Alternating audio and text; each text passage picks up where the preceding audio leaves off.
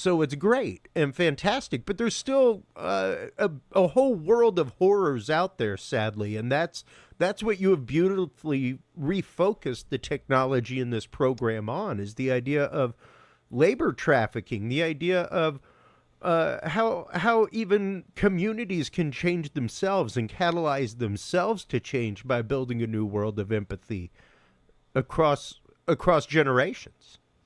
Yeah, it's what's interesting about the training that's happening nowadays is people are getting training on what human trafficking is. They'll learn that there's an action, there's a means and a purpose. They learn what all those things are. But basically, an action is that you have control over somebody.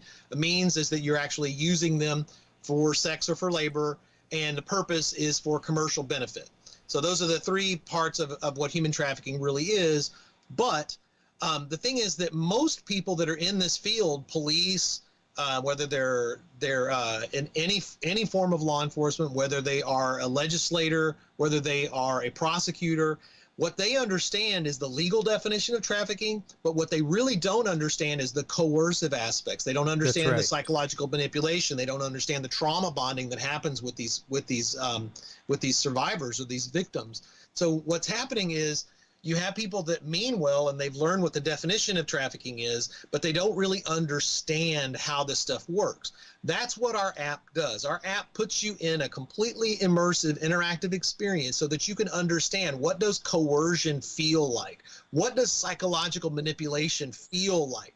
What kind of situation could you get into without it being any fault of your own and have that turn out to be something bad for you?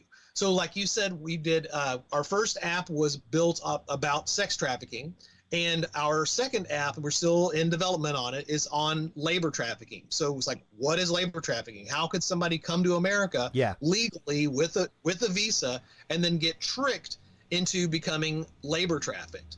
It's a fascinating story of how people do this. It's a fascinating story about how people get coerced into it.